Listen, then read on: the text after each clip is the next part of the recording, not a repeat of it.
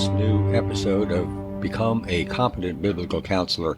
My name is Dr. Dave Jones, and today's episode is going to be entitled A New Counseling Center. What would you do?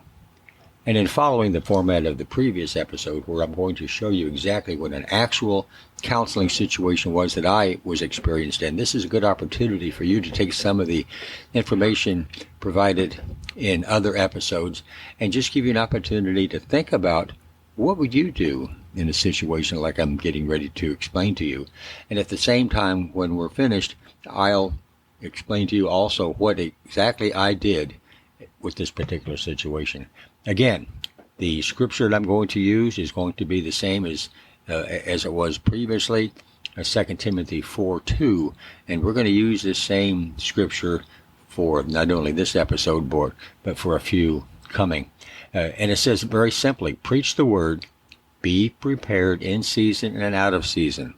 And the reference here is the fact that you never know when somebody's going to come up to you and ask you a question about something or call you on the phone.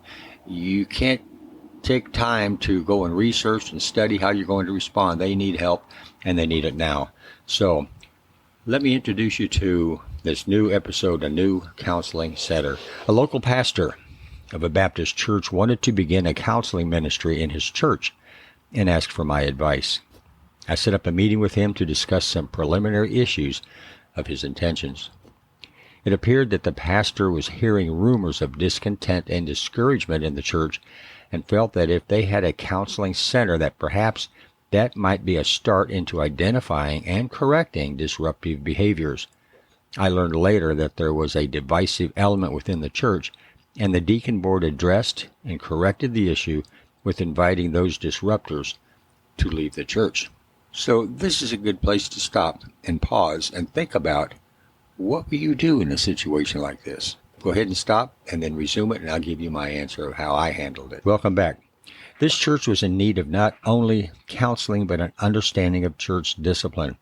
So I provided a program which involved training the leadership in proper biblical church discipline and counseling, and proceeded to provide them with the nuts and bolts necessary to establish a biblical counseling center for the membership of the church and community. A plan was created for church approval, stressing the importance for a biblical counseling center to include a formal addressing of legal and insurance issue, counselor qualifications, community support strategies, budgetary considerations, operational integrity, and growth/control parameters. We made it clear to the congregation that a biblical counseling center carried with it the emphasis upon the person doing the counseling. Christian, yes. Biblical, maybe not. However, the use of a biblical counseling center took the counselor out of this equation and stressed the importance of the tool used, which was the Bible.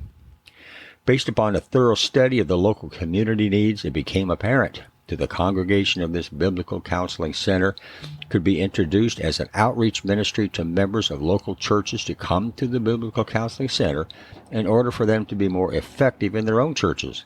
It was also presented that training programs could be developed for laymen in other churches to come in for the purpose of learning how to counsel, and finally, to offer the unchurched members of the community to seek biblical advice for the issues they are facing as well.